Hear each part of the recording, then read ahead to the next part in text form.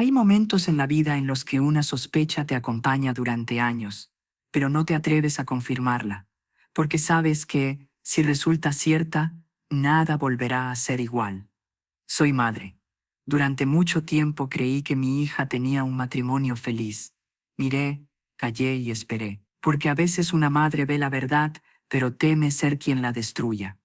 Hasta que un día, solo unos minutos, un paso dado en el momento equivocado, me dejaron frente a una puerta que nunca debí abrir. Lo que vi detrás de esa puerta no fue solo una traición, fue el principio de una cadena de decisiones que cambiarían muchas vidas para siempre. Desde ese día entendí algo: cuando una madre descubre la verdad, ya no puede mirar hacia otro lado, porque hay silencios que protegen y silencios que condenan. Me llamo Laura Mendoza y llevo décadas sentándome frente a matrimonios que llegan a un juzgado cuando ya no queda nada que salvar. La mayoría son tristes y predecibles: infidelidad, dinero, incompatibilidad. Pero el caso Mercedes Ruiz versus Javier Castellanos permanece en mi memoria como ejemplo casi perfecto de justicia silenciosa, donde las víctimas no buscan venganza, pero las consecuencias naturales destruyen a los culpables por completo. La historia comienza realmente en mayo de 2017, cuando Ana Ruiz, 28 años, se casó con Javier Castellanos, 32. La boda fue hermosa. Iglesia San Jerónimo el Real, Madrid, 200 invitados, celebración elegante en un hotel, 5 estrellas. Ana era diseñadora gráfica prometedora. Javier trabajaba en una empresa de construcción como ingeniero de proyecto. Pareja joven, guapa, aparentemente enamorada. Mercedes Ruiz, madre de Ana, 54 años, entonces viuda desde 5 años antes, cuando su esposo Tomás murió de cáncer de páncreas a los 52. La muerte fue rápida, brutal. Diagnóstico y muerte en 6 meses. Mercedes quedó devastada, pero tuvo una razón para continuar. Ana, entonces, 22 años, necesitaba una madre fuerte.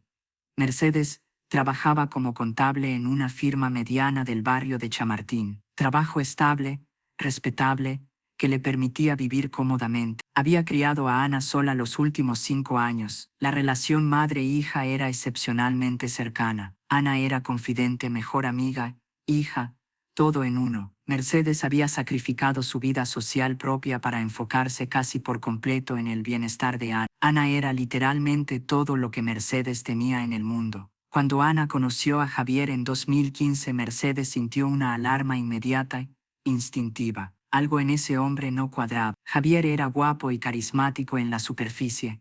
1,80 m, cabello oscuro siempre peinado con precisión, sonrisa blanca calculada, ropa cara impecable. Trabajaba como ingeniero civil en una empresa de construcción mediana, ganaba bien, conducía un coche alemán, vivía solo en un apartamento moderno. Pero Mercedes notó detalles perturbadores en reuniones familiares. Javier miraba a otras mujeres en eventos sociales, sus ojos seguían a camareras jóvenes en restaurantes, escaneaba las habitaciones constantemente, evaluando quién era atractiva o disponible. Hacía esto incluso sosteniendo la mano de Ana. Ana nunca lo notaba, porque miraba a Javier con adoración, pero Mercedes lo notaba todo. También la manera en que Javier hablaba de dinero era obsesiva. Cada conversación, tarde o temprano, giraba hacia cuánto costaba algo, cuánto ganaba alguien, qué inversiones eran rentables. En una cena familiar de Navidad de 2016, Javier pasó casi 30 minutos explicando un esquema de inversión inmobiliaria complicado que prometía duplicar capital en 2 años garantizado. Mercedes, siendo contable experimentada, reconoció que sonaba demasiado bueno para ser verdad. Probablemente lo era. Cuando mencionó cautela, Javier respondió con desdén: las personas con visión limitada nunca hacen fortuna. El comentario fue dirigido a Mercedes, de forma apenas velada, insultante. Y había algo más, sutil pero más preocupante. Javier nunca escuchaba realmente a Ana. Cuando Ana hablaba de sus diseños gráficos y proyectos de trabajo con entusiasmo, Javier asentía distraído mirando el teléfono. Cuando Ana mencionó su sueño de abrir una boutique de ropa con diseños propios algún día, Javier rió con condescendencia y dijo: cariño, Eso es un hobby lindo, no un negocio real. El rostro de Ana cayó, pero aceptó el comentario en silencio. Mercedes vio todo y sintió una urgencia creciente por proteger a su hija. Pero como Ana estaba enamorada ciegamente, 3 meses después de conocer a Javier, Ana llegó a casa de Mercedes, mostrando el anillo de compromiso emocionada. Mamá, Javier me propuso, nos vamos a casar. Mercedes forzó una sonrisa. Felicidades, cariño, pero han salido solo 3 meses, ¿no es un poco rápido? Cuando sabes, sabes, mamá. Javier es perfecto, me ama, quiere construir un futuro conmigo. Mercedes intentó otra vez, con cuidado. Ana, cariño, estás completamente segura de Javier. A veces parece, no sé, distante contigo, como si su mente estuviera en otro lugar. Ana respondió a la defensiva. Mamá, Javier es reservado, es ingeniero analítico. No todos los hombres son expresivos emocionalmente como papá lo era, pero me ama profundamente. Estoy completamente segura. Mercedes sabía que presionar más solo alejaría a Ana. Tragó sus objeciones. Está bien, cariño. Si estás feliz, yo estoy feliz. Javier es afortunado de tenerte. Pero Mercedes decidió observar con atención. Si Javier era el hombre que ella sospechaba, eventualmente la máscara caería, y Mercedes estaría esperando. La boda de mayo de 2017 fue una gran producción. Iglesia histórica, vestido de novia de 5.000 euros, que Javier insistió en pagar, solo lo mejor para mi princesa, recepción en un hotel de lujo. Mercedes pagó una parte con los ahorros que Tomás había dejado, pero Javier controló todo el proceso de decisión. Flores, menú, música, lista de invitados. Javier tenía la última palabra en todo. Ana, feliz, dejó que Javier tomara el control. La ceremonia fue hermosa objetivamente. Ana lucía radiante, Javier lucía triunfante, más que amoroso. Su sonrisa era de satisfacción, de posesión, no exactamente de felicidad compartida. Pero solo Mercedes parecía notarlo. Durante la recepción, Mercedes vio a Javier coqueteando con una dama de honor de Ana, una mujer joven llamada Mónica. La conversación duró 15 minutos junto al bar, Javier inclinándose demasiado cerca, Mónica riendo y tocándole el brazo. Ana estaba ocupada con las fotos familiares y no vio nada, pero Mercedes y lo guardó en su memoria. Los primeros meses de matrimonio, Ana parecía feliz en la superficie. Llamaba a Mercedes cada 2 días, describía la vida doméstica, cómo decoraban el pequeño apartamento que habían comprado en Carabanchel, una zona trabajadora al sur de Madrid, cómo cocinaba cenas para Javier, planes para el futuro. Mercedes escuchaba buscando señales de problema. Al principio no había nada obvio, pero en octubre de 2017,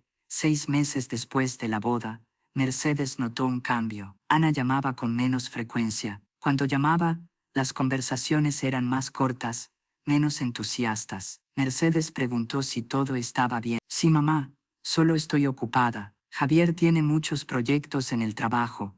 Yo tengo plazos con clientes de diseño. Estamos bien. Pero la voz de Ana sonaba cansada. Mercedes visitó el apartamento un domingo y encontró a Ana sola limpiando. Javier estaba en una obra urgente fuera de la ciudad, desde hacía 3 días. ¿Javier viaja mucho por trabajo?, preguntó Mercedes de manera casual. Ana suspiró. Últimamente sí, la empresa tiene proyectos en varias ciudades. Javier es ingeniero principal, entonces va a supervisar personalmente. A veces se va el lunes y regresa el viernes. Y tú te quedas sola semanas completas. No me importa. Realmente, me acostumbro. Pero la tristeza en la voz de Ana contradecía sus palabras. Mercedes abrazó a su hija. Cariño, el matrimonio requiere presencia. Si Javier está siempre ausente, mamá, por favor, es trabajo. Es temporal. Estamos bien. El tono de Ana dejó claro que el tema estaba cerrado. En noviembre de 2017, durante una cena familiar de acción de gracias que Mercedes organizó en su propio apartamento, invitó a Ana, a Javier y también a su prima Patricia con su esposo Dani. Patricia era prima segunda de Mercedes. Las abuelas de ambas eran hermanas, una relación familiar distante, pero mantenida por contacto ceremonial, en eventos importantes. Patricia Ramírez tenía 40 años, mujer atractiva, alta, morena, cabello largo y ondulado siempre perfectamente peinado, ropa ceñida que mostraba deliberadamente su figura. Estaba casada con Daniel Suárez, un hombre de 36 años, ingeniero civil también, que coincidencialmente trabajaba en la misma empresa de construcción que Javier, aunque en un departamento distinto. Daniel era callado, serio, el opuesto completo de la personalidad efusiva y coqueta de Patricia. Esa noche, Mercedes notó que Patricia y Javier interactuaban con una frecuencia excesiva. Risas compartidas, chistes que solo ellos parecían entender, miradas prolongadas a través de la mesa. En un momento, ambos alcanzaron el mismo plato para servirse. Sus manos se tocaron y permanecieron así unos segundos más de lo necesario. Ana y Daniel conversaban sobre otro tema y no notaron nada. Mercedes sí, y lo registró todo. Después de la cena, cuando todos estaban en la sala tomando café, Patricia mencionó de manera casual: Daniel y yo nos mudamos el próximo mes a Carabanchel también. Encontramos un apartamento a 3 calles del de Ana y Javier. Ana se emocionó. En serio, seremos prácticamente vecinas. Podremos vernos más a menudo. Javier sonrió. Excelente. Daniel y yo trabajamos juntos, entonces podemos compartir coche a la obra y ahorrar gasolina. El arreglo sonaba práctico, razonable. Pero Mercedes sintió una alarma inmediata. Algo en su instinto gritaba peligro. 2018 fue un año aparentemente normal. Ana trabajaba en diseño gráfico freelance desde casa. Su cartera de clientes crecía bien. Javier continuaba viajando con frecuencia por las obras. Patricia y Daniel vivían cerca. Los 4 compartían cenas ocasionales, salidas al cine, celebraciones de cumpleaños. Pero Mercedes, observando, empezó a notar patrones. Cuando Javier decía viajar a Barcelona por una obra, Patricia coincidencialmente mencionaba visitar a una amiga en Barcelona ese mismo fin de semana. Cuando Javier iba a Valencia, Patricia tenía un compromiso familiar en Valencia. La frecuencia de las coincidencias era, como mínimo, estadísticamente improbable. Mercedes preguntó una vez a Ana directamente, en julio de 2019, durante un almuerzo a solas madre e hija: Ana, Javier y Patricia pasan tiempo juntos cuando tú y Daniel no están presentes. Ana frunció el ceño, confundida. ¿Qué quieres decir, mamá? He notado que viajan a las mismas ciudades con frecuencia. La coincidencia me parece extraña. Ana rió. Mamá, estás imaginando cosas. Javier tiene una obra en Valencia porque la empresa tiene un proyecto allí. Patricia visita a su familia porque su tía vive en Valencia. Es pura coincidencia. Y además, Patricia es prima de la familia, confío en ella completamente. No habría nunca nada inapropiado. Mercedes no insistió, pero su preocupación creció. En septiembre de 2019, durante la cena familiar por el cumpleaños 60 de Mercedes, una reunión grande en su casa con Ana y Javier, Patricia y Daniel, otros primos y amigos cercanos, unas 20 personas en total, Mercedes observó a Patricia y Javier desaparecer al balcón a fumar. Ambos fumaban solo de forma social. Estuvieron afuera 25 minutos. Mercedes cronometró. Cuando regresaron, el maquillaje de labios de Patricia parecía corrido y retocado con prisa. La corbata de Javier estaba torcida, el botón superior de la camisa desabrochado. Patricia evitó mirar a Daniel el resto de la noche. Javier evitó mirar a Ana. En ese momento, Mercedes sintió una certeza casi completa. Algo estaba pasando, pero necesitaba prueba. Acusar sin pruebas destruiría a la familia, alejaría a Ana para siempre, y Mercedes quedaría sola. Decidió esperar el momento correcto, la evidencia correcta. El año 2020 trajo la pandemia de COVID. El confinamiento de marzo alteró todo. Ana quedó atrapada en casa con Javier 24 horas al día. Al principio, Ana estaba esperanzada. Pensó que el tiempo juntos mejoraría un matrimonio ya distante. Ocurrió lo contrario. Javier se volvió irritable, frustrado por el encierro. Irritaba a Ana por cosas mínimas. La comida no estaba perfecta, la casa no lo suficientemente limpia, el ruido del computador de Ana mientras trabajaba le molestaba. Ana llamaba a Mercedes llorando algunas noches. Cuando Javier dormía: mamá, no sé qué hacer. Javier está furioso constantemente por el confinamiento. Dice que necesita espacio, pero el apartamento es pequeño, no hay espacio que dar. Duermo en el sofá algunas noches porque la pelea terminó mal y necesito distancia física. El corazón de Mercedes se rompía al escucharla, impotente para ayudar durante el confinamiento estricto. Cariño, la pandemia terminará. Aguanta, te amo. En julio de 2020, el confinamiento se levantó parcialmente. Javier regresó al trabajo de inmediato alegando que una obra urgente requería supervisión presencial. Comenzó a viajar otra vez con frecuencia. Ana quedó sola en casa. Con alivio confesó a Mercedes que se sentía más feliz cuando Javier estaba ausente que cuando estaba presente. Es terrible, mamá. Pero es la verdad. Cuando Javier está fuera puedo respirar. Cuando está en casa camino sobre cáscaras de huevo. Mercedes sintió urgencia por actuar. Su hija estaba sufriendo en silencio en un matrimonio evidentemente roto, pero Ana todavía se negaba a admitir la profundidad del problema. En octubre de 2020, Mercedes, usando Instagram por casualidad, vio una publicación de Patricia, una fotografía en la playa de Marbella, con el texto "Escapada de fin de semana merecida". La fecha de publicación era viernes, 16 de octubre. Mercedes revisó el Instagram de Javier, su cuenta era pública. Publicación del mismo viernes, una fotografía de la costa, con el texto "Trabajo duro en el sitio de obra, Costa del Sol". Ubicación etiquetada, Marbella. El estómago de Mercedes se hundió, deslizó hacia atrás en las publicaciones de ambos. El patrón emergió con claridad. Agosto, Patricia, vacaciones en Ibiza. Javier, inspección de proyecto en Ibiza. Septiembre, Patricia, retiro wellness en Barcelona.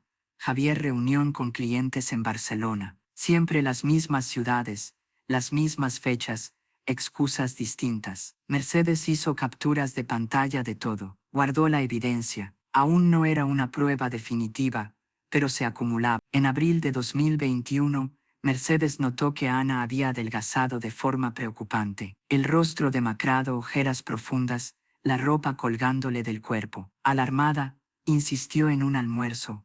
Ana, has perdido mucho peso. ¿Estás comiendo bien? Ana movió la comida en el plato sin apetito. No tengo hambre últimamente, mamá. Estrés del trabajo, supongo. No es el trabajo, cariño. ¿Qué pasa realmente?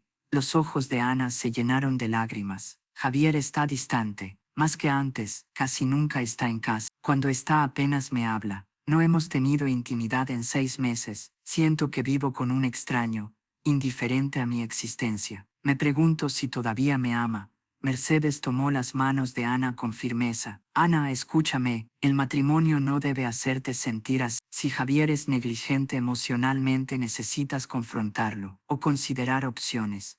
¿Opciones como qué? ¿Divorcio? Mamá, tengo 29 años, un matrimonio de 5 años colapsando. Me siento un fracaso. Fracaso es quedarte en una situación que destruye tu alma. Cariño, mereces ser amada y valorada. Si Javier no hace eso, entonces Javier no merece tenerte. Ana lloró. No sé qué hacer, mamá. Tengo miedo. Mercedes decidió entonces actuar, pronto y de manera directa. Necesitaba una evidencia concreta, innegable, para mostrarle a Ana la verdad. Esperó la oportunidad.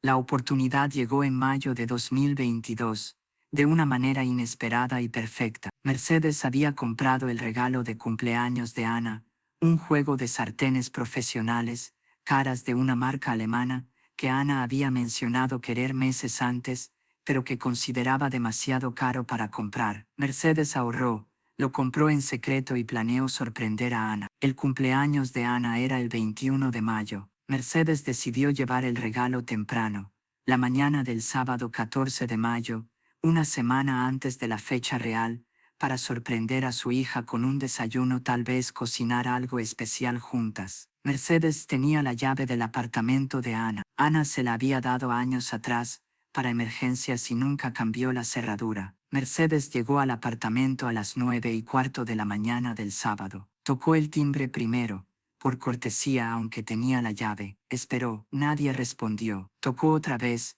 más fuerte. Silencio completo. Pensó que quizá Ana y Javier habían salido temprano a hacer compras, o dormían profundamente. Decidió entrar y dejar el regalo en la mesa de la cocina con una nota de sorpresa. Usó la llave. La puerta se abrió en silencio. El apartamento estaba extrañamente callado. Mercedes entró con cuidado, cerrando la puerta suavemente detrás. La sala estaba ordenada y vacía.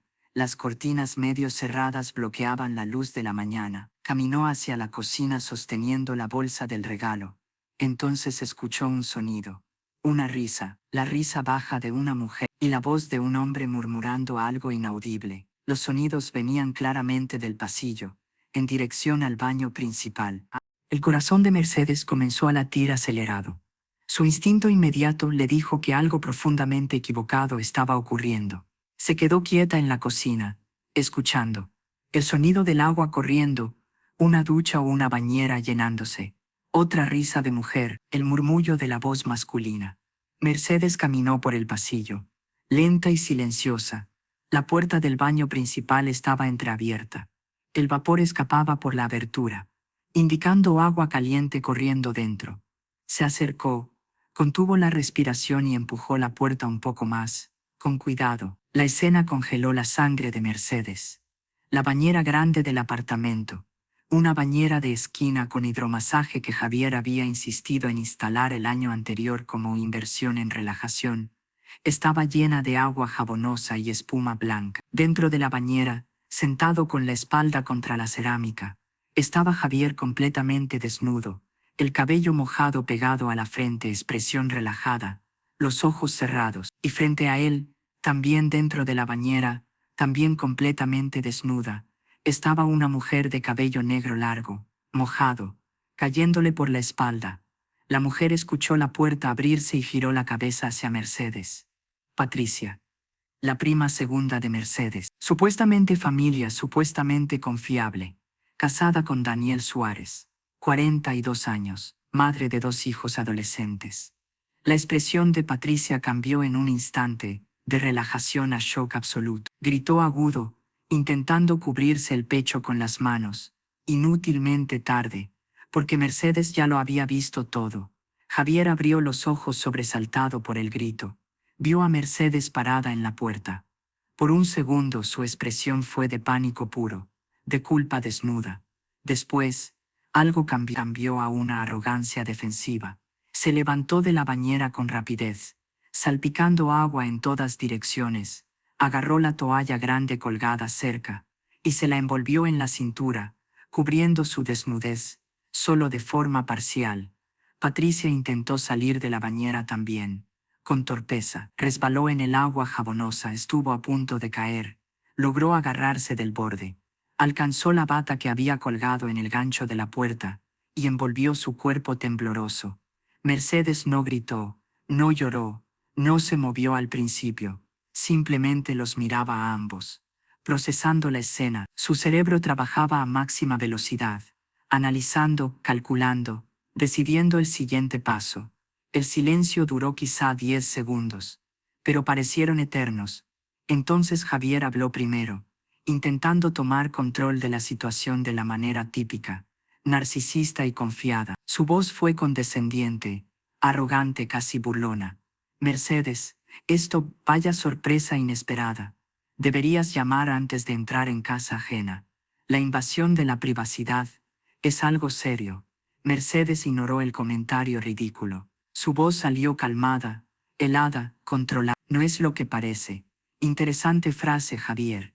Entonces dime exactamente qué es esto. Patricia intentó intervenir, la voz temblorosa, asustada. Mercedes, por favor, podemos explicar. ¿Explicar qué, Patricia? La interrumpí. Explica por qué estás en la bañera de la casa de tu sobrina política, desnuda, con el esposo de ella. Explica eso. Tengo curiosidad. Javier rió, una risa despreciativa. Cruel. Mercedes, eres dramática. Patricia vino a arreglar una tubería rota.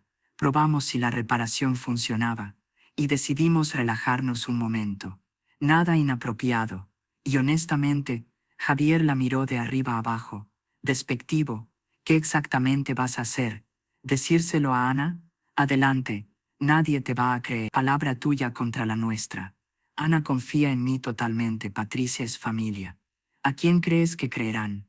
A una mujer joven, hermosa y exitosa, y a su esposo ingeniero respetado, o a una suegra vieja, amargada y celosa de la felicidad de su hija. Las palabras estaban calculadas para herir, para intimidar.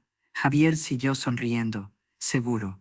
Además, Mercedes, Ana depende económicamente de mí. El apartamento está solo a mi nombre. El dinero viene, en su mayoría, de mi salario. Si armas un drama, si hay divorcio, Ana se quedará sin nada. Y tú te quedarás completamente sola, sin hija, porque Ana nunca te perdonará haber causado un divorcio basado en tu imaginación senil. Así que te sugiero que cierres la boca, olvides lo que viste y desaparezcas en silencio. La amenaza implícita era clara. Mercedes no tenía poder. Javier tenía todo: dinero, control, a Ana manipulada para creerle. En ese momento, muchas mujeres de la generación de Mercedes habrían colapsado, cedido, huido llorando. La sociedad siempre enseñó a las mujeres mayores a ceder ante hombres más jóvenes y poderosos, a aceptar la humillación en silencio, a proteger la paz familiar costara lo que costara. Pero Mercedes no era una mujer típica de su generación. Había sobrevivido a la muerte de su esposo amado, había criado a su hija sola, había trabajado durante décadas en un campo dominado por hombres, ganándose respeto profesional. No era débil ni fácil de intimidar. Mercedes miró a Javier durante un largo momento, en silencio. Después sonrió. Una sonrisa pequeña, tranquila. Esa sonrisa puso nervioso a Javier, porque no era la sonrisa de una mujer derrotada. Era la sonrisa de alguien que ya tenía un plan. Mercedes sacó su teléfono móvil del bolso, lenta y deliberadamente. Javier reaccionó tarde. «¿Qué haces?», dijo, alterado. Mercedes levantó el móvil, abrió la cámara y apuntó a Javier y a Patricia, todavía medio envueltos en toallas y bata mojada, de pie junto a la bañera llena de agua. Evidencia innegable, contexto íntimo. Tomó la foto, clic, flash, imagen capturada. El apartamento de Ana tenía un baño antiguo con cerrojo exterior, una reliquia de la construcción vieja que permitía cerrar desde fuera en caso de emergencias por inundación. El cerrojo casi nunca se usaba, pero funcionaba perfectamente. Clic. La puerta se cerró, bloqueada. Javier golpeó la puerta de inmediato, furioso. «Mercedes, abre esta maldita puerta ahora», Patricia gritó llorando. «Mercedes, por favor, podemos hablar, suéltanos». Mercedes los ignoró. Caminó hasta la sala con calma, se sentó en el sofá, sacó el teléfono, respiró hondo. Primera llamada. Ana respondió al tercer timbrazo. «Mamá, ¿qué pasa?» «Ana, ¿dónde estás ahora?», preguntó Mercedes firme. «Estoy en el gimnasio cerca de casa». «¿Por qué?» «Necesito que vengas a casa inmediatamente. Es urgente. No preguntes, solo ven, rápido». «Mamá, me asustas». «¿Qué pasó?» «5 minutos, Ana. Ven». Mercedes colgó antes de que Ana pudiera preguntar más. Segunda llamada. Daniel Suárez. Mercedes tenía su número porque las familias compartían contactos. Daniel respondió, sorprendido. «Mercedes, ¿todo bien?» «Daniel, soy Mercedes Ruiz. ¿Dónde estás?» «En casa. ¿Ocurre algo?» «Necesito que vengas al apartamento de Ana y Javier ahora mismo. Inmediatamente». «Es sobre Patricia». «Patricia, ¿qué pasa con ella?» «Pensé que estaba visitando a una amiga». «No está visitando a ninguna amiga, Daniel. Está aquí. Ven ahora. Te espero». Mercedes dio la dirección y colgó. Ahora solo quedaba esperar. Desde el baño, Javier seguía gritando amenazas. Patricia lloraba, suplicaba. Mercedes, sentada en el sofá, los ignoraba con serenidad. Sabía exactamente lo que hacía. Javier había dicho que nadie creería a una vieja loca, pero ¿y si Ana veía con sus propios ojos? ¿Y si Daniel veía? No habría negación posible, no habría manipulación, solo la verdad, cruda e innegable. 10 minutos después, el timbre sonó con urgencia. Ana había llegado corriendo desde el gimnasio, todavía con ropa deportiva sudada. Mercedes abrió la puerta. «Mamá, ¿qué diablos pasa? ¿Por qué llamaste así?» Mercedes solo dijo, «Sígueme». Caminó por el pasillo hacia el baño. El ruido seguía siendo audible. Golpes en la puerta, voces alteradas dentro. Ana, confundida, la siguió. Mercedes señaló la puerta del baño. «Javier está ahí dentro». Con compañía. Ana no entendió al principio. ¿Compañía? ¿Quién abre la puerta? Mira tú misma. Ana titubeó. Entonces Mercedes giró el cerrojo. La puerta se abrió. Dentro del baño, Javier tenía la toalla envuelta alrededor del cuerpo. Patricia se había puesto la bata que encontró colgada en el gancho. Ambos parecían culpables.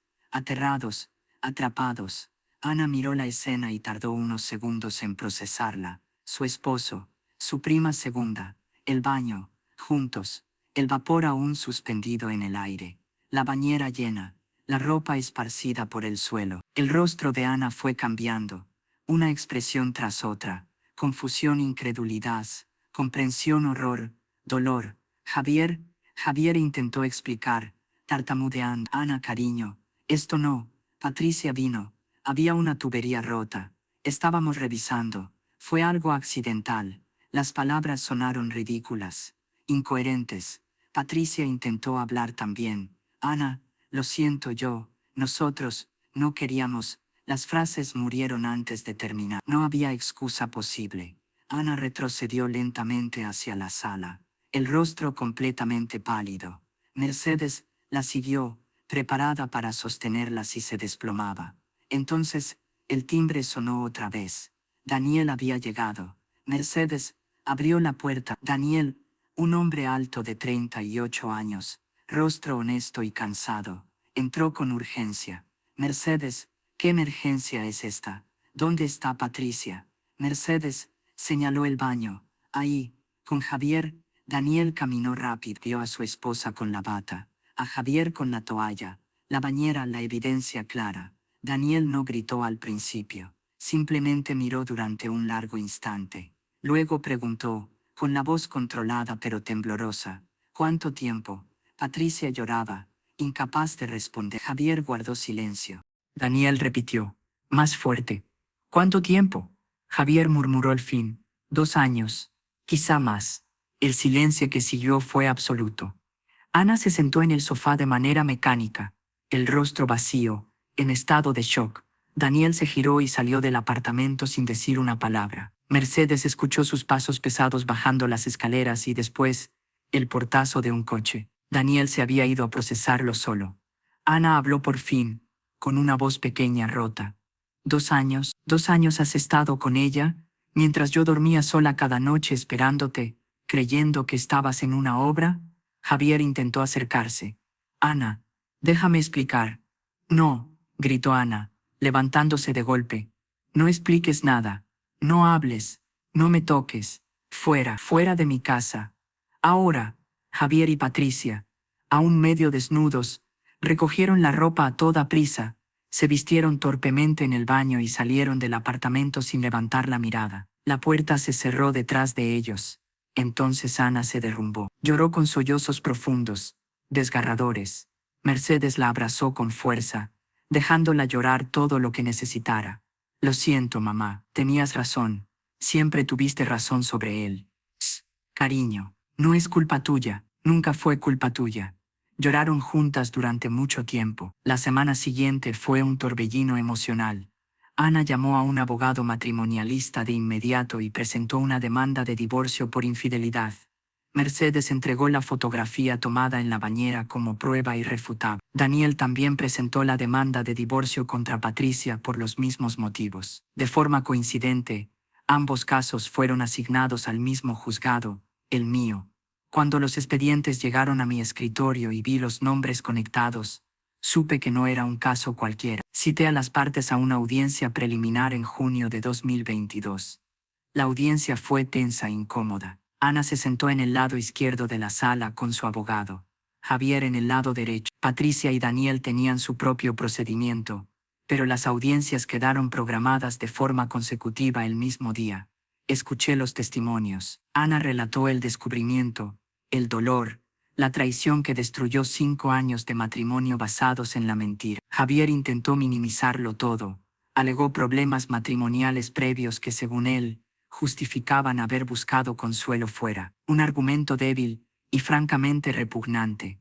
La evidencia era irrefutable. La fotografía de Mercedes, los testimonios, los mensajes de texto que Ana encontró en el teléfono de Javier tras la confrontación, revelando meses de comunicación íntima con Patricia. Dicté sentencia de divorcio con culpa atribuida a Javier. La división de bienes favoreció a Ana. El apartamento quedó a su nombre y Javier fue obligado a pagar una compensación de 30.000 euros. No había hijos, lo que simplificó el proceso. El caso de Daniel contra Patricia fue similar. Patricia admitió la infidelidad entre lágrimas, avergonzada. Daniel, con el rostro pétreo, pidió un divorcio rápido y limpio. Fue concedido. Patricia perdió la vivienda que compartían. Daniel conservó las propiedades y Patricia debió pagar compensación. Tras finalizar los divorcios en octubre de 2022, las vidas de todos tomaron rumbos distintos. El lunes siguiente, Ana llamó a la abogada matrimonialista que Mercedes le había recomendado, Leticia Moreno, abogada de familia, 48 años, con 2 décadas de experiencia en casos de divorcio y violencia de género. Leticia escuchó la historia de Ana, revisó la fotografía que Mercedes había tomado como evidencia y evaluó la situación con atención.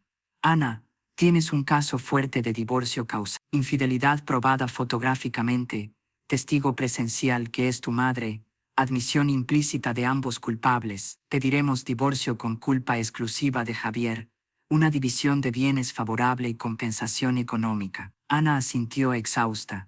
Solo quiero que termine rápido. No quiero verlo nunca más. La demanda se presentó el martes. Javier recibió la notificación judicial el miércoles. Contrató abogado de inmediato, un hombre llamado Gustavo Peralta, conocido por defender casos difíciles usando tácticas agresivas. Daniel Suárez también presentó la demanda de divorcio contra Patricia esa misma semana. Usó otro abogado, pero el proceso fue similar. De manera coincidente, ambos casos fueron asignados de forma aleatoria por el sistema judicial al mismo juzgado, el juzgado de primera instancia número 17 de Madrid. Mi juzgado. Cuando los expedientes llegaron a mi escritorio y vi los apellidos conectados, Ruiz, Castellanos, Ramírez, Suárez, recordé vagamente haber visto esos nombres en una breve nota de la prensa local semanas antes, algo sobre un escándalo de infidelidad cruzada entre familia. En ese momento no había prestado atención. Ahora tenía los casos completos frente a mí. Leí los expedientes con cuidado. La historia era clara: doble infidelidad, 2 matrimonios destruidos casi al mismo tiempo, evidencia fotográfica innegable, testigos directos, admisión. Legalmente eran casos relativamente simples, aunque emocionalmente devastadores para todos los implicados. Programé las audiencias preliminares para junio de 2022. El caso Ana Ruiz contra Javier Castellanos a las 9 de la mañana. El caso Daniel Suárez contra Patricia Ramírez a las 14 horas. La mañana de la audiencia de Ana llegaron todas las partes. Ana se sentó en el lado izquierdo de la mesa con su abogada Leticia. Lucía delgada, pálida pero determinada. Javier se sentó a la derecha con su abogado Gustavo. Evitaba mirar a Ana.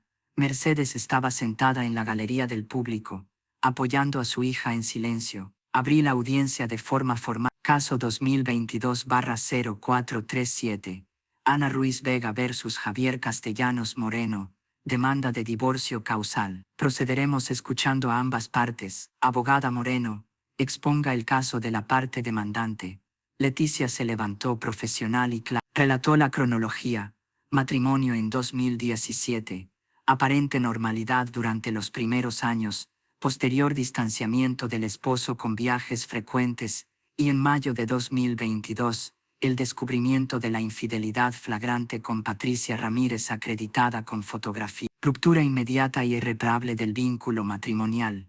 Señoría, solicitamos divorcio causal con culpa exclusiva del señor Castellanos, conforme al artículo 86 del Código Civil por infidelidad probada. Solicitamos división de bienes favorable a la demandante incluyendo la vivienda familiar, y una compensación económica de 30.000 euros por el daño moral causado. Gustavo, el abogado de Javier, presentó la defensa esperada. Admitió la infidelidad pero argumentó que el matrimonio ya estaba deteriorado, que existían problemas de comunicación desde hacía años y que Ana también tenía responsabilidad parcial en el fracaso matrimonial por dedicar más tiempo al trabajo que a la relación. La infidelidad, según él, había sido un síntoma, no la causa de la ruptura. Señoría, aunque mi cliente admite un grave error de juicio, el contexto de una relación disfuncional debe ser considerado. Solicitamos un divorcio de mutuo acuerdo, división de bienes equitativa 50-50 y rechazamos una compensación que consideramos excesiva. Una defensa típica orientada a minimizar la culpa. Llamé a Ana a declarar. Subió al estrado, juró decir la verdad y se sentó frente a mí. Señora Ruiz, ¿puede describir qué ocurrió el día 14 de mayo de 2022? Su voz tembló al principio, pero se fue afirmando. Relató la llamada urgente de su madre, su llegada al apartamento, encontrar a su esposo encerrado en el baño con Patricia, verlos mojados y semidesnudos en la bañera, el shock inmediato, la confrontación y la admisión de Javier de que la relación llevaba al menos 2 años. ¿Cómo se sintió en ese momento? Destruida. 5 años de matrimonio se revelaron como una mentira completa. Cada viaje, cada ausencia, cada excusa, todo era falso. El hombre que amaba y en quien confiaba plenamente me traicionó de la manera más humillante posible. Con una familiar, alguien en quien también debía confiar, sentí que mi mundo colapsaba. ¿Había sospechado algo antes? No, confiaba ciegamente. Mi madre había expresado dudas, pero yo las descarté. Lo defendí, creí en él. Fue un error fatal. El testimonio de Ana fue sincero, desgarrador. Incluso Javier parecía incómodo al escucharlo. Luego llamé a Mercedes a declarar como testigo. Subió al estrado con calma y dignidad. Relató la cronología desde su perspectiva, sus sospechas iniciales sobre Javier antes de la boda, las observaciones de comportamientos inapropiados a lo largo de los años, las coincidencias en los viajes de Javier y Patricia, su decisión de visitar a Ana el 14 de mayo y el descubrimiento de ambos juntos en la bañera. Explicó también su decisión de encerrarlos, fotografiar la escena y llamar a Ana y a Daniel para que la verdad fuera vista directamente. ¿Por qué decidió encerrarlos, señora Ru? Pregunté. Mercedes respondió con firmeza. Porque Javier dijo que nadie creería a una vieja loca como yo. Dijo que inventarían una historia y que Ana le creería a él antes que a mí, así que eliminé la posibilidad de mentir. Ana vio con sus propios ojos. Daniel también. La verdad quedó expuesta sin discusión posible. Es una decisión poco ortodoxa. Fue necesaria. Mi hija estaba siendo destruida lentamente por un matrimonio basado en la mentira. Tuve que actuar de manera decisiva.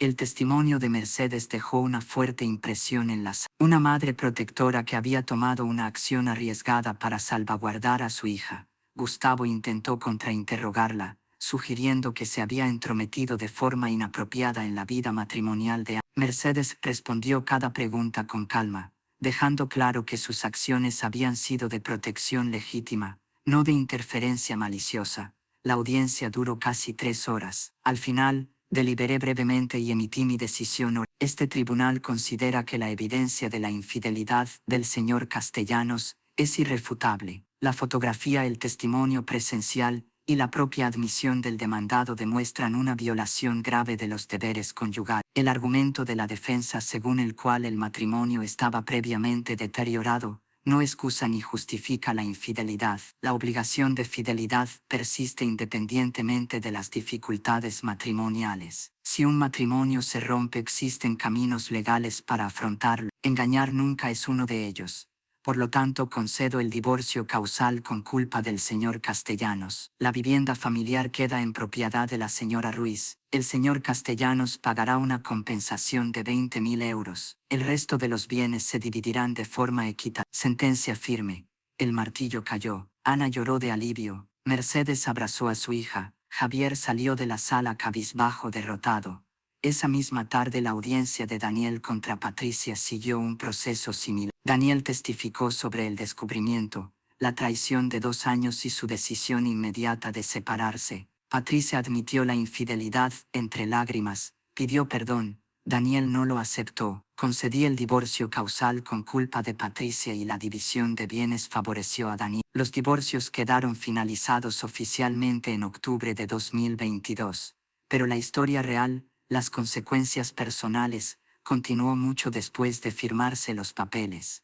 En noviembre de 2022, Ana se mudó, vendió el apartamento de Carabanchel y compró un pequeño estudio en Malasaña, una zona más joven y artística de Madrid. El cambio de escenario fue terapéutico. El apartamento de Carabanchel contenía demasiados recuerdos dolorosos. Cada esquina evocaba a Javier, las mentiras, la traición. El nuevo estudio era un lienzo en blanco, una oportunidad para empezar de nuevo. Los primeros meses tras el divorcio fueron una batalla diaria por la supervivencia emocional. Ana se despertaba 3 o 4 veces cada noche sudando de pánico con pesadillas vívidas y repetitivas, Javier y Patricia riendo burlándose, Ana atrapada incapaz de moverse o gritar. Durante el día pasaba horas en el sofá mirando la pared vacía, con el cerebro reproduciendo en bucle recuerdos, cada mentira de Javier, cada ausencia, cada excusa ahora reinterpretadas a la luz de la verdad. Comer era casi imposible.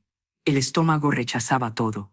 El peso de Ana cayó hasta los 48 kilos, peligrosamente bajo para su estatura de 1,65 m. Mercedes la visitaba al menos 2 veces al día, llevándole sopas suaves, frutas frescas o simplemente sentándose a su lado en silencio cuando las palabras no alcanzaban.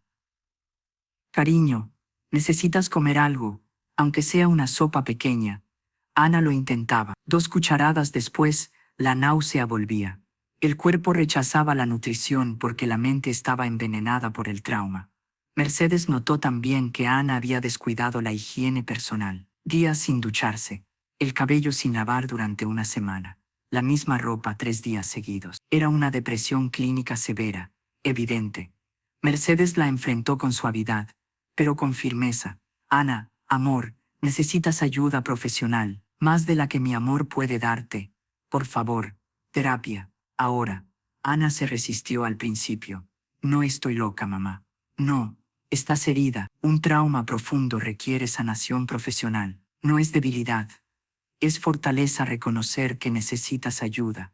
Ana aceptó finalmente a finales de noviembre de 2022. La terapeuta fue la doctora Isabel Vargas, una mujer de 45 años, especialista en trauma relacional y violencia psicológica. Su consulta era acogedora, sofá suave, iluminación cálida, plantas verdes, una atmósfera segura. En la primera sesión, Ana lloró durante 80 minutos seguidos. Isabel escuchó sin interrumpir, ofreciendo pañuelos y validación verbal.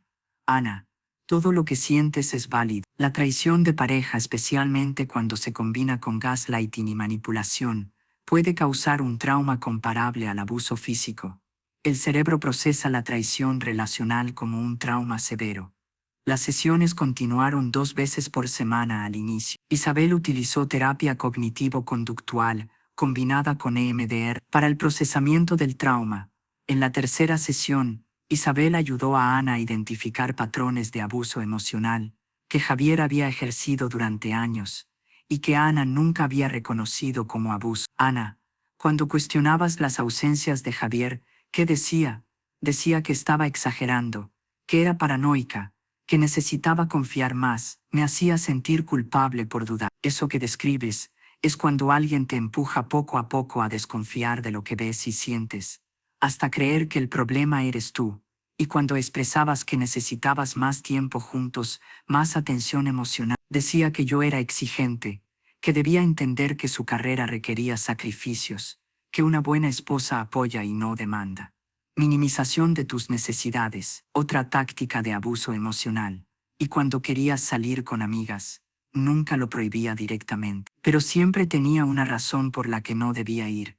Estaba cansado, necesitaba que me quedara en casa, o tenía un plan sorpresa para nosotros. Y después, criticaba a mis amigas de forma sutil, haciéndome sentir culpable por disfrutar tiempo sin él. Aislamiento social disfrazado. Cortar tu red de apoyo para hacerte emocionalmente dependiente de él.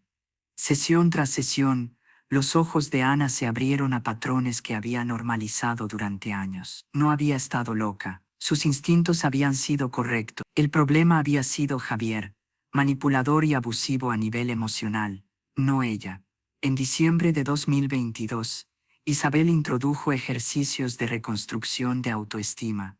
Ana, durante años el mensaje implícito que recibiste de Javier fue: no eres suficiente, no lo bastante atractiva para que te fuera fiel, no lo bastante interesante para mantener su atención, no lo bastante valiosa para ser priorizada. Son mensajes falsos, pero tras 5 años de repetición, el cerebro los internaliza. Ahora vamos a desmontarlo. Los ejercicios incluían un diario de gratitud, Escribir cada día 3 cosas que apreciara de sí misma. Al principio Ana apenas encontraba una. Soy puntual en el trabajo, escribía, pero con persistencia la lista creció. Soy creativa en el diseño, soy leal a mis amistades, soy fuerte por haber sobrevivido a esto. En enero de 2023, Ana comenzó a retomar actividades que había abandonado. El diseño gráfico fue lo primero. Había descuidado su carrera freelance durante los últimos años del matrimonio, siempre disponible para Javier,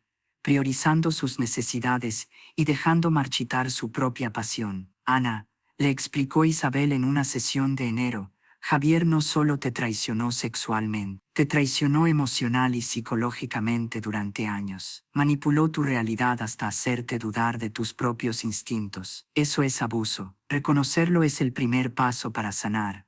Ana lloró en esa sesión, pero también sintió validación. No había estado loca. Sus instintos habían sido correctos desde el principio. En febrero de 2023, Ana retomó el diseño gráfico con seriedad. La energía emocional que antes consumía la ansiedad del matrimonio, ahora podía redirigirla a la creatividad. Trabajó intensamente en proyectos freelance, su portafolio creció, su reputación profesional mejoró. En marzo, Ana recibió un encargo importante: diseñar la identidad completa de una startup tecnológica nueva. El proyecto duró 3 meses y se pagó con 20.000 euros. Era el mayor ingreso que Ana había generado por sí sola. Sintió orgullo e independencia. No necesitaba a Javier, nunca lo había necesitado. Durante esos meses, Ana también reconectó con amistades que había descuidado durante el matrimonio. Javier había desalentado esas relaciones de forma sutil. Siempre había una razón para que Ana no saliera.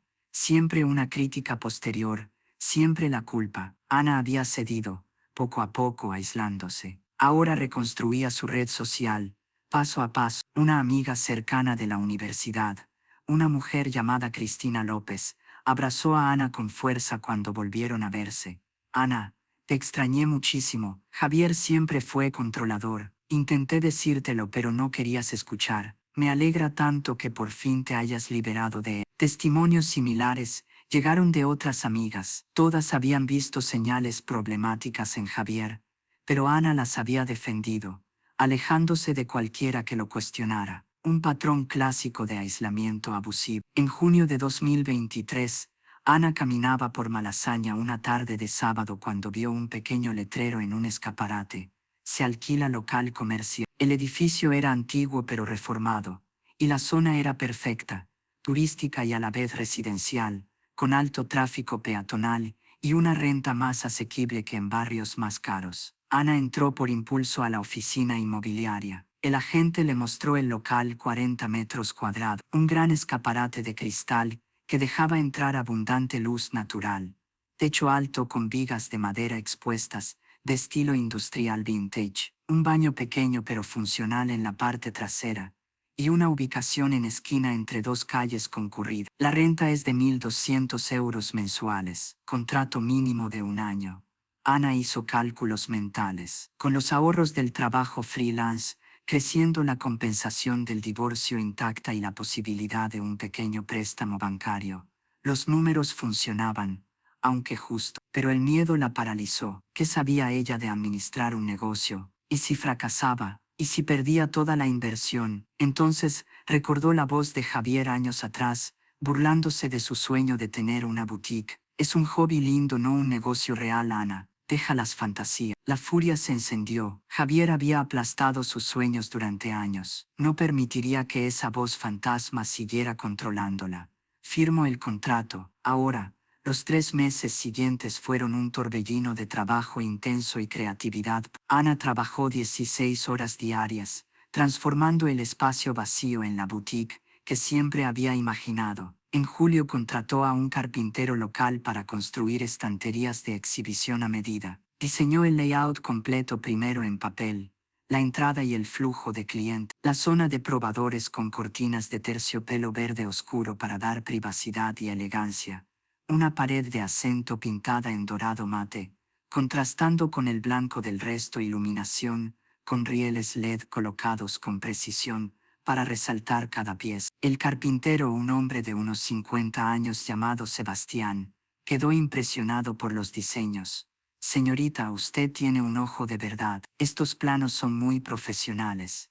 Ana sonrió por primera vez de forma genuina en semana. Su talento en diseño gráfico se trasladaba de manera natural al diseño espacial. En agosto Ana pintó las paredes ella misma. Mercedes la ayudó. Madre e hija trabajaron lado a lado con rodillos y brochas.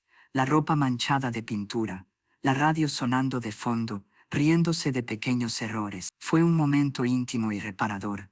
La selección de mercancía fue un proceso cuidadoso. Ana rechazó marcas masivas. Quería que la boutique representara valores claros, sostenibilidad, producción ética y diseño independiente. Viajó a pequeñas ferias de moda por toda España en busca de diseñadores emergentes con talento que necesitaran visibilidad. Encontró a una diseñadora de Valencia, que creaba vestidos de algodón orgánico teñidos de forma natural. Descubrió a un zapatero de Sevilla que hacía calzado con cuero curtido vegetal. Conoció a una joyera de Barcelona, que trabajaba con metales reciclados y piedras local. Contrató a cada diseñador bajo un sistema de consignación inicial.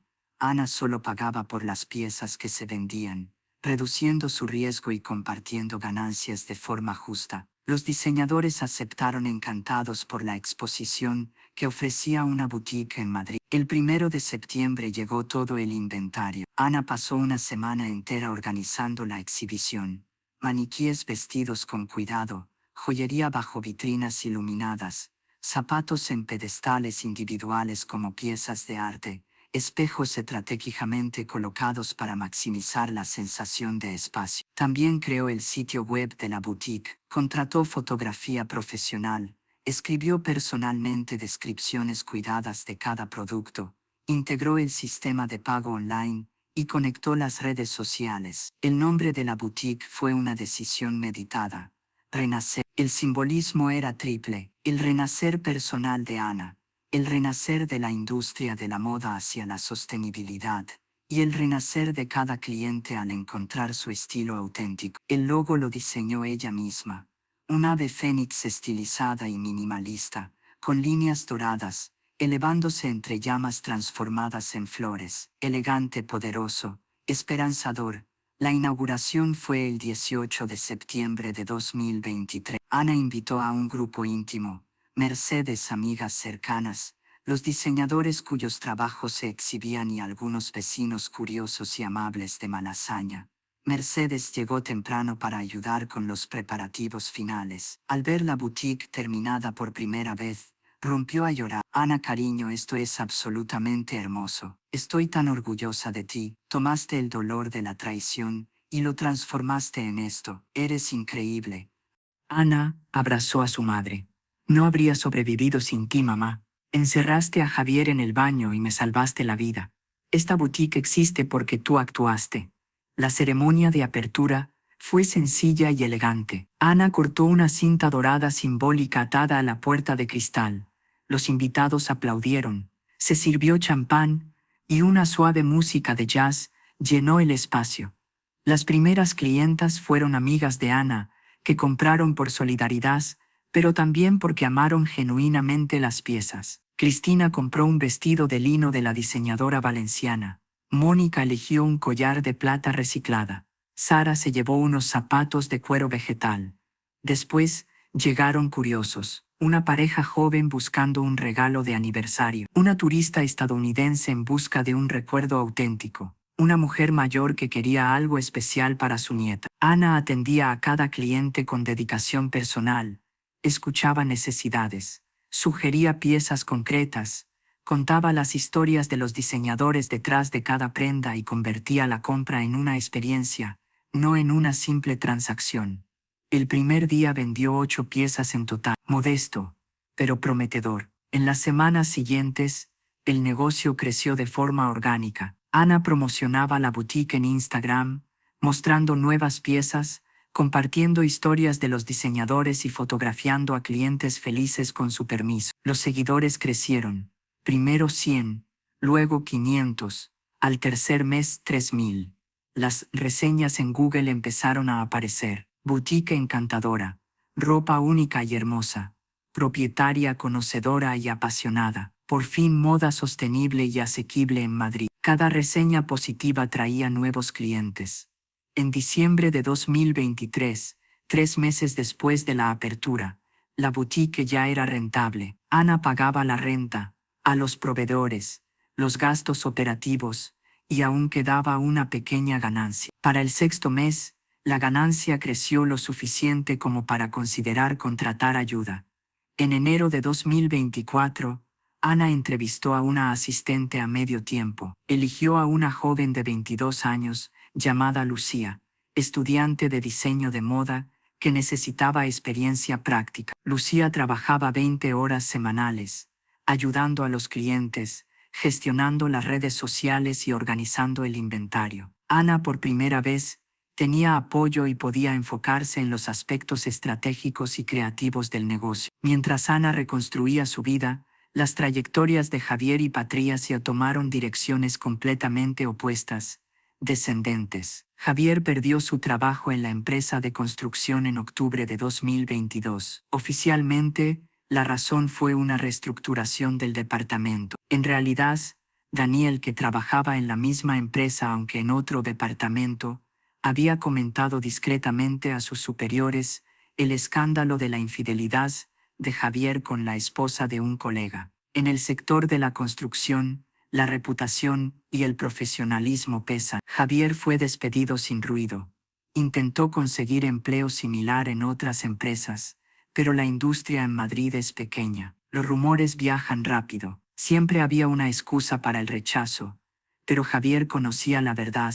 Su reputación estaba dañada. En noviembre de 2022, Javier sobrevivía con trabajos temporales mal pagados, consultorías ocasionales, proyectos cortos sin estabilidad ni beneficios. Sus ingresos cayeron casi un 70%. En diciembre, tuvo que pagar a Ana la compensación de 20.000 euros fijada en la sentencia de divorcio. Sus ahorros desaparecieron. Javier se mudó a un apartamento pequeño y barato en la periferia de Madrid, en Vallecas, 30 metros cuadrados en un edificio viejo. La caída en su nivel de vida fue dramática. La situación de Patricia fue aún peor. Patricia lo perdió todo tras el divorcio con Daniel. La casa que compartían era propiedad de Daniel, una herencia de sus padres, así que quedó íntegramente para él. Patricia tuvo que mudarse a un pequeño apartamento de alquiler, pero lo peor no fue lo material, sino lo social. Daniel había contado a la familia extendida el motivo real del divorcio. La familia de Patricia, padres, hermanos, primos, reaccionó con horror y vergüenza. El padre de Patricia, un hombre tradicional y conservador de 70 años, dejó de hablarle por completo. Traicionaste a un buen esposo, destruiste una familia, avergonzaste nuestro apellido, ya no eres mi hija. La madre de Patricia intentó mantener contacto en secreto, pero la presión del esposo la obligó a distanciarse también. Patricia quedó en la práctica, desheredada socialmente. Y peor aún, Patricia tenía 2 hijos adolescentes de una relación previa. Un chico de 17 años y una chica de 15. Habían vivido con Daniel durante 7 años y lo consideraban una figura paterna. Cuando Daniel se divorció de Patricia, ofreció que los hijos siguieran viviendo con él, por estabilidad y por las escuelas. Los hijos aceptaron quedarse con Daniel, rechazando a su madre. Patricia intentó explicarse. Cometí un error terrible, pero sigo amándolos. El hijo mayor respondió con frialdad. Nos mentiste durante años. Destruiste nuestra familia y nuestra estabilidad. Daniel ha sido mejor padre que tu madre. Nos quedamos con él. Patricia, destrozada, perdió en la práctica la custodia, aunque legalmente conservaba derechos de visita. Sus hijos simplemente se negaban a verla. Su trabajo también colapsó. Patricia trabajaba en una pequeña empresa de marketing. Cuando el escándalo familiar se volvió público, algunos miembros de la familia habían hablado. Los rumores corrieron. La empresa encontró una excusa para despedirla. Reducción de personal.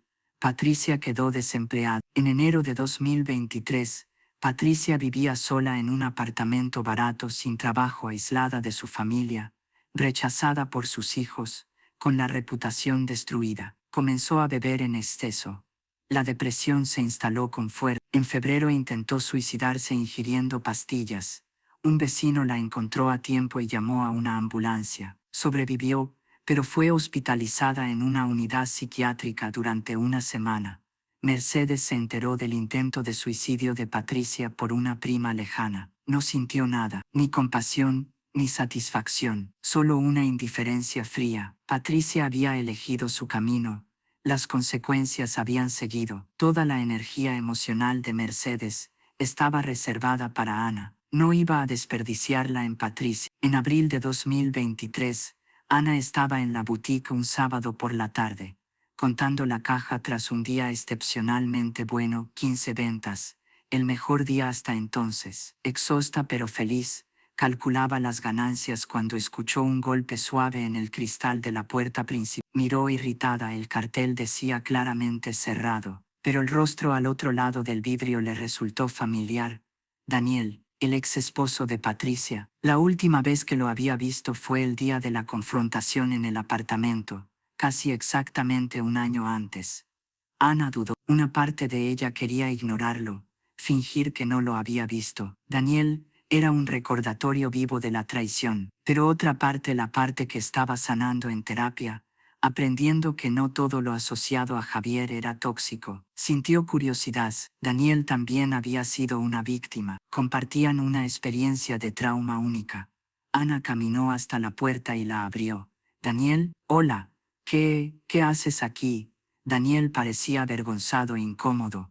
Ana, perdona que moleste. Sé que probablemente soy la última persona que quieres ver. Estaba caminando por el barrio. Vi la boutique. El nombre Renacer me llamó la atención. El cartel decía Ana Ruiz, propietaria, y pensé que quizá eras tú. Si es incómodo, me voy ahora mismo. Ana lo observó con atención. Se veía distinto a un año atrás, más delgado, con más canas en las sienes, líneas de cansancio en el rostro, pero sus ojos seguían siendo amables, honestos. No había amenaza ahí. No, está bien, entra. Estaba cerrando, pero puedo hablar unos minutos. Daniel entró con cuidado, mirando alrededor con admiración. Ana, esto es realmente hermoso. El diseño es excepcional. El espacio se siente acogedor y elegante a la vez. ¿Hiciste todo tú? Ana sintió orgullo. Sí, todo. El diseño, la selección de productos, el layout. Fueron 3 meses de trabajo duro, pero valió la pena. Valió absolutamente la pena. Es impresionante. Hablaron unos 30 minutos de pie en el centro de la boutique. Daniel explicó que había dejado la empresa de construcción meses después del divorcio. Era demasiado doloroso seguir en un lugar donde había trabajado Javier, donde cada rincón estaba contaminado de recuerdo. Encontró empleo en una empresa de ingeniería especializada en proyectos de infraestructura sostenible. El trabajo lo apasionaba y había ascendido rápido a supervisor de grandes proyectos gracias a su experiencia. Profesionalmente prosperaba, personalmente se sentía vacío. No he tenido ninguna cita seria desde el divorcio, admitió mirando al suelo. Lo intenté 2 veces, en ambas me saboteé. Busco señales de engaño constantemente. Una mujer mencionó a un colega del trabajo y se activó la paranoia. ¿Le interesa a él?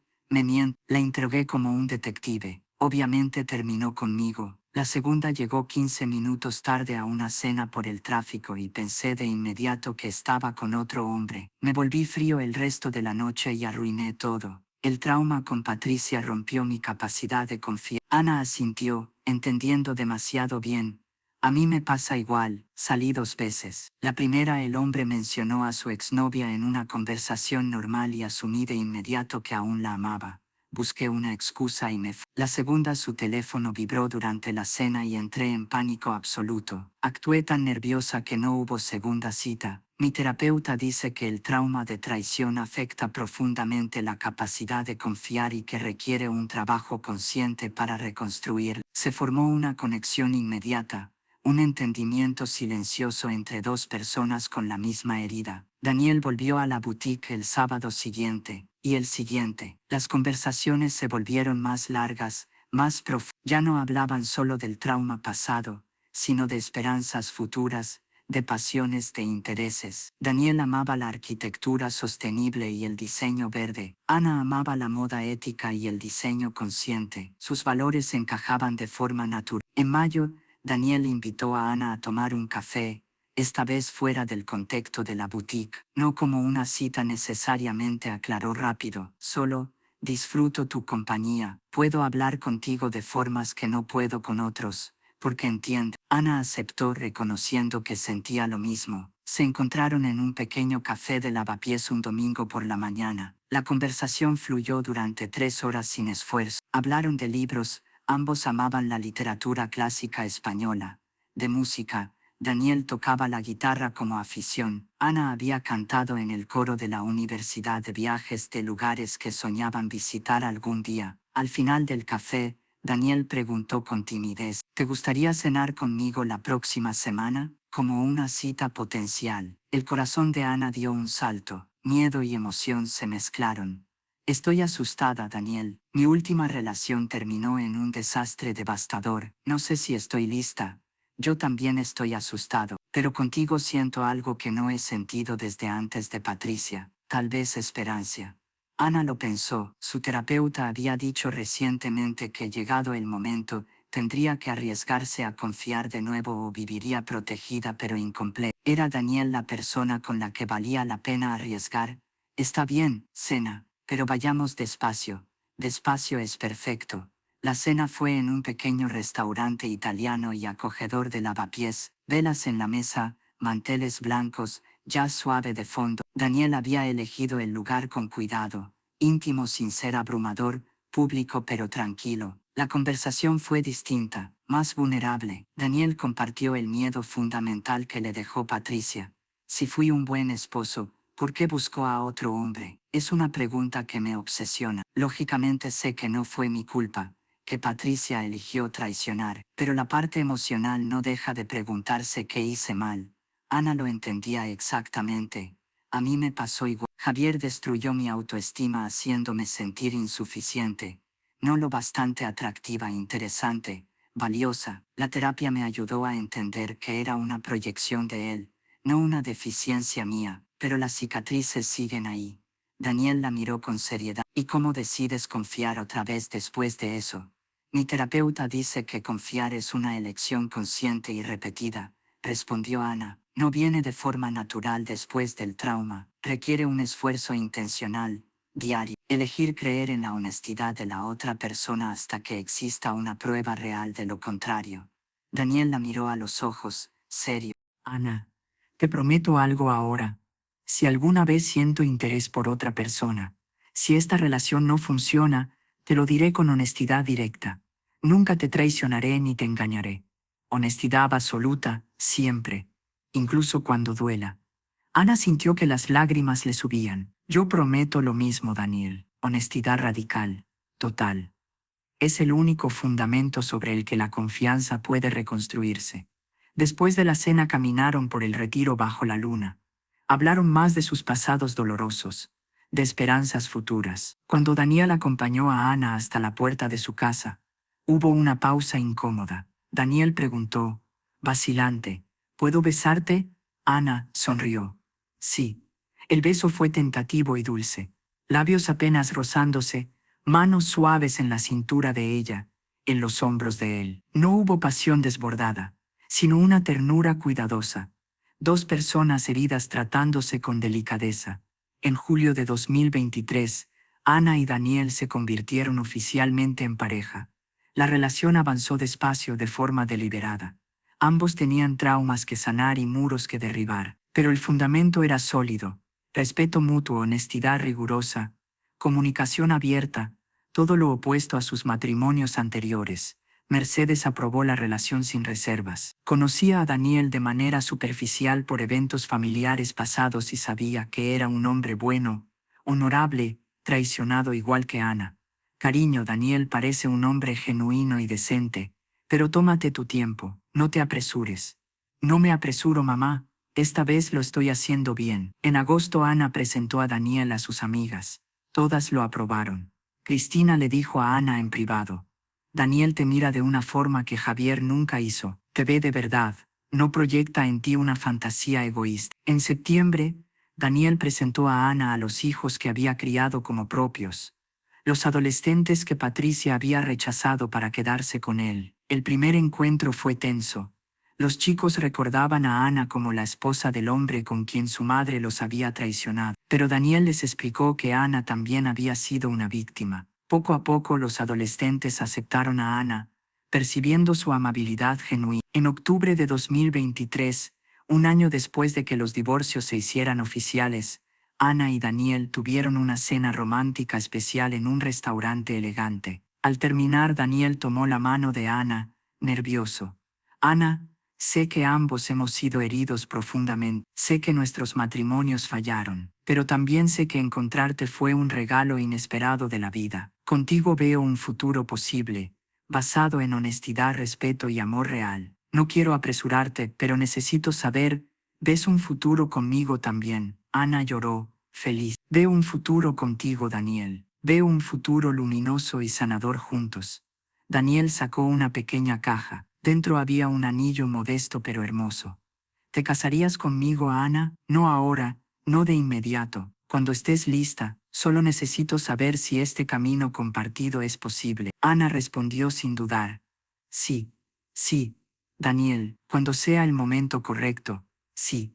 Se comprometieron en octubre de 2023, pero decidieron esperar. No habría boda apresurada. Se darían el tiempo necesario para asegurar un fundamento sólido e inquebrantable. Mientras Ana y Daniel construían su futuro juntos, Javier continuó descendiendo en espiral. En enero de 2024, Javier vivía en un apartamento diminuto en Vallecas, trabajando en empleos ocasionales que apenas cubrían la renta y la comida. Había intentado contactar a Ana múltiples veces, mensajes ignorados, llamadas bloqueadas, incluso una aparición en la boutique, de donde Ana lo hizo expulsar llamando a seguridad. Javier también intentó contactar a Patricia. Buscaba algo, quizá consuelo, quizá compañía en la miseria compartida. Patricia lo rechazó con rabia. Si nunca hubieras empezado esto, todavía tendría una familia, a mis hijos, a mi esposo, te odio. Javier quedó completamente solo. Sus amistades se evaporaron. Nadie quería asociarse con un hombre conocido por infiel, mentiroso y destructor de familias. Su propia familia, padres y hermanos, expresó vergüenza y cortó casi todo contacto. En febrero de 2024, Javier enfermó. Al principio pensó que era una gripe, pero los síntomas persistieron y empeoraron. Fatiga extrema, pérdida de peso, dolor abdominal. Los ignoró durante semanas. No tenía un seguro médico adecuado con sus trabajos temporales. En marzo, Javier colapsó en su apartamento. Un vecino escuchó la caída y llamó a una ambulancia. En urgencias le diagnosticaron cáncer de páncreas en estadio avanzado, el mismo cáncer que había matado al padre de Ana años atrás. El pronóstico fue devastador. El oncólogo habló con franqueza. Señor Castellanos, el cáncer está avanzado. Un tratamiento agresivo podría extender la vida entre 6 y 12 meses, pero con una calidad de vida limitada. Sin tratamiento, quizá 3 a 6 meses. Javier, aturdido, preguntó, ¿el costo del tratamiento? Quimioterapia, hospitalización, medicamentos, alrededor de 50.000 euros sin seguro. Javier no tenía 50.000 euros, no tenía ni 5.000, tenía deudas. Preguntó por opciones públicas. La lista de espera era de meses, tiempo que no tenía. En abril de 2024, desesperado, Javier hizo algo impensable. Fue a la boutique Renacer. Ana estaba dentro arreglando una nueva exhibición cuando vio entrar a Javier. Sintió primero shock, luego furia. Fuera, ahora, o llamo a la policía. Javier levantó las manos en señal de sumisión. Se veía terrible, demacrado, pálido, evidentemente enfermo. Ana, por favor, solo 5 minutos. Necesito hablar. No tenemos nada de qué hablar. Vete. Me estoy muriendo, Ana. Las palabras la detuvieron. Ana lo miró de verdad por primera vez. Sí, estaba enfermo, muy enfermo. ¿Qué? Cáncer de páncreas. Avanzado. Me quedan meses de vida. Vine a pedir ayuda. Necesito dinero para el tratamiento. Por favor, Ana, sé que no lo merezco, pero no quiero morir. Ana no sintió nada, ni compasión ni tristeza. Javier había destruido 5 años de su vida. Ahora esperaba que ella lo salvara. No, Ana, por favor, no. Elegiste tu camino, Javier, mentiste, traicionaste, destruiste. Ahora enfrentas las consecuencias. No son mi responsabilidad. Vete. Ana, tuvimos 5 años juntos. Eso significó algo. Significó mentiras. Todo fue mentira. Ahora vete. O llamo a seguridad. Javier la miró una última vez. Vio a una mujer fuerte, independiente, exitosa, ya no manipulable. Vio una puerta cerrada de forma definitiva. Se dio la vuelta y se fue derrotado. Javier intentó también acudir a Patricia. La respuesta de ella fue peor. Rió con amargura.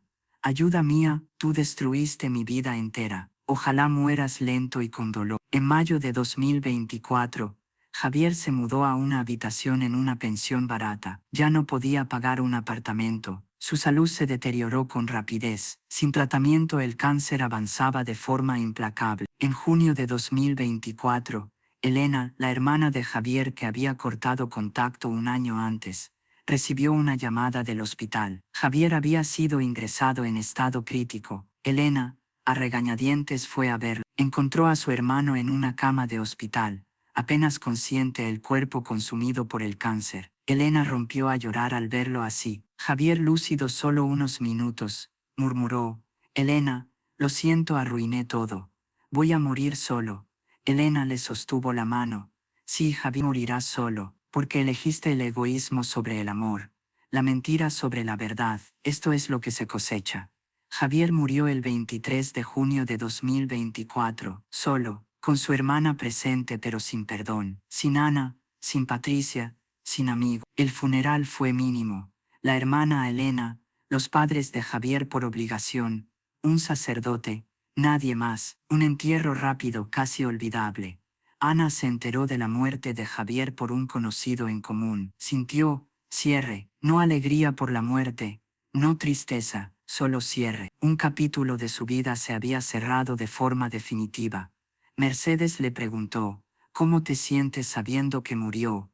Ana lo pensó con honestidad. Aliviada, mamá, aliviada de saber que nunca volverá a aparecer pidiendo algo, aliviada de que el capítulo terminó por completo. No deseé su muerte, pero tampoco la lamento. Justicia silenciosa, cariño. No tomaste venganza, simplemente dejaste que las consecuencias naturales siguieran su curso. Exacto. En julio de 2024, Ana y Daniel fijaron la fecha de su boda.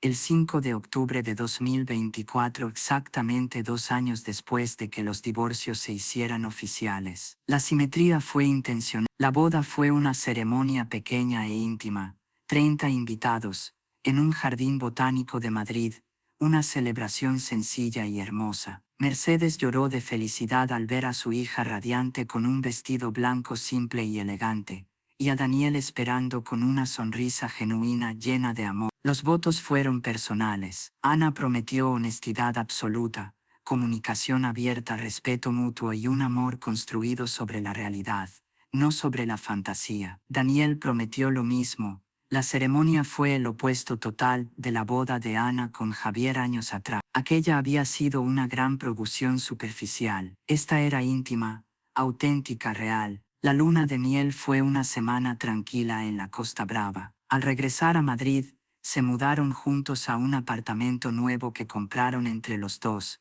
con ambos nombres en el contrato. Todo equitativo, todo transparente. En noviembre de 2024, Ana descubrió que estaba embarazada. Fue una sorpresa, pero una alegría inmensa. Daniel lloró de felicidad. Mercedes, futura abuela, estaba extasiada. El embarazo transcurrió de forma saludable. En abril de 2025, Ana dio a luz a una niña hermosa. Su nombre, Esperanza, Esperanza Ruiz Suárez. El nombre lo significaba todo. Esperanza después de la oscuridad, un nuevo comienzo tras la destrucción, vida después de la muerte metafórica. Mercedes sostuvo a su nieta por primera vez y lloró. Esperanza, el nombre perfecto. Después de tanto dolor, nueva vida, nueva esperanza. Ana, mirando a su hija en brazos de su madre, sintió que el círculo se cerraba. Había sobrevivido a la traición, reconstruido su vida, encontrado un amor real, creado una familia verdadera. El dolor del pasado había forjado la fortaleza del presente. Y Mercedes, mirando a su hija y a su nieta, sintió la validación definitiva de la decisión que tomó aquel 14 de mayo de 2022. Encerrar a Javier y a Patricia en el baño, forzar que la verdad fuera visible, rescatar a su hija de una vida construida sobre la mentira. Fue una decisión arriesgada, controvertida pero absolutamente correcta. 2 años después, Patricia seguía viva, pero apenas. Patricia terminó viviendo sola, saltando de trabajos que apenas duraban, sin la voz de sus hijos en casa ni un lugar donde sentirse bienvenida. Sobrevivía pero no vivía, pagaba a diario las consecuencias de sus elecciones. Javier estaba muerto, enterrado, y mayormente olvidado. Su vida terminó sola, como consecuencia natural del egoísmo, la traición y la mentira. Mientras tanto, Ana vivía plena, feliz y exitosa. La boutique prosperaba, su matrimonio florecía, su hija crecía sana, y el futuro se abría brillante ante ella. A veces, nadie castiga directamente, pero la vida se encarga de cerrar las cuentas a su manera. A veces, la justicia es silenciosa, natural e inevitable. Quienes eligen la mentira, la traición y el egoísmo, terminan enfrentando el vacío que crean a su alrededor. Quienes eligen la honestidad, la reconstrucción y el amor encuentran la plenitud que merecen. La historia de Mercedes y Ana es un recordatorio. Una madre protege a su hija aunque duela. La verdad duele al principio, pero sana con el tiempo. La mentira consuela de forma temporal, pero destruye de manera permanente. Y las consecuencias naturales siempre llegan. Es solo cuestión de tiempo. Mercedes, ahora con 67 años, es una abuela orgullosa, una madre vindicada, una mujer en paz por saber que rescató a su hija del infierno. Ana, ahora con 35 años, es una empresaria exitosa, una esposa feliz, una madre amorosa, una mujer plenamente sanada. Y la lección permanece: una madre valiente, un candado, 2 llamadas telefónicas, y el coraje de enfrentar la verdad pueden cambiar un destino por completo. Mercedes nunca dudó aquel día, hizo lo único que una madre podía hacer: proteger a su hija aunque doliera, incluso cuando duele, especialmente cuando duele.